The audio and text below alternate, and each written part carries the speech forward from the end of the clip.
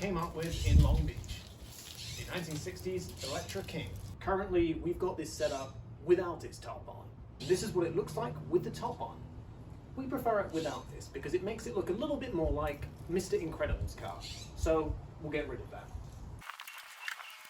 You see, back in the 60s, Long Beach had a really smart idea, and that was to introduce a whole fleet of electric three-wheeled devices such as this one to help fill in the gaps when the family car was being used for work and someone needed to do errands during the day. So this was either Granny's little get-around car, one for Mum to do the grocery shopping, or for the nurse to take the kids to the play park. Or at least that was the idea they had in their marketing campaigns.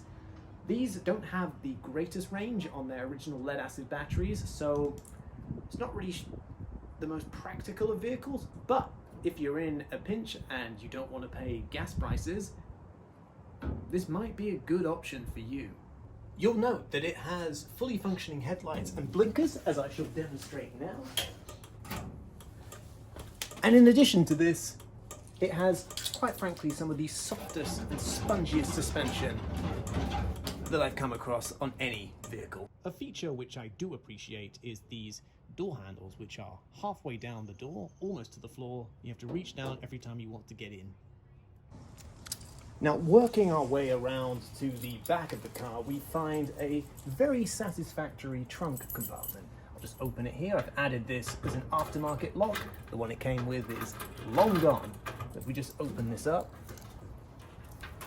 there's actually quite a lot of room in here for your groceries and any other things, such as a spare piece of wood or sandpaper. And coming down here to the rear, this is where you plug in your standard 110 mains and you can charge the vehicle. With the charger I've got in this, it takes about, I'd say, 10 hours to fully charge it from completely flat, though I've never got it down to that yet. Now, from the driver's perspective, we actually have a weirdly cavernous storage area. This hubcap won't fit on the rear, so it's living here. And this is the main steering, and we've got a little gauge here, which is more of a suggestion than anything accurate, but this is fully charged. Over here on the left, we have the main switches. These are the headlights. This one does nothing. I think the idea of this was there was a windshield wiper here, which there's no windshield, so go figure. Up here on the controls, we have the important stuff. These are your indicators, so left and right.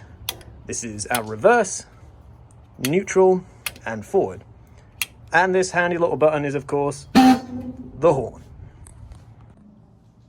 On the left-hand side of the driver's seat, this is your throttle. Now, we're not plugged in right now, so that's good. You gently release this, that puts the brake off, and then it clicks, and that is how you know that you're going to be going forward or backwards. And underneath the bench seat is where the magic happens. We've got our three 12-volt batteries here, producing around 100 amp hours total capacity. These are connected to the 12-volt system for all the accessories, the horn, lights, etc. And then back here, tucked underneath, this is the 1.5 horsepower motor that drives a single wheel for single wheel drive, and that is how you get around town in one of these. So I figure we should take it out for a spin. Check our mirrors, that's good. Put the ignition to on, set to reverse, and let's head on out. All right, let's go.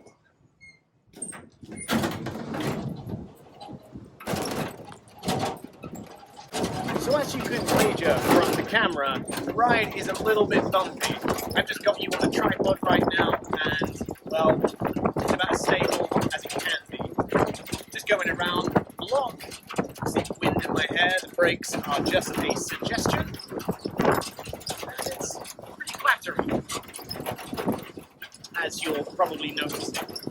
Just coming in around here, turning, you've got to be really slow, because otherwise this thing does have a tendency to want to tip over, which is not surprising given its three-wheel configuration and having the front wheel being the singular one.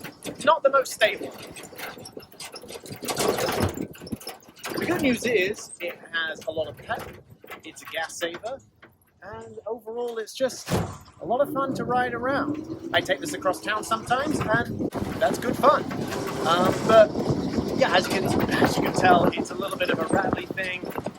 It's about a maximum of 24 miles an hour, and nearly dropped your camera once again. So we're just going to be coming back in to park.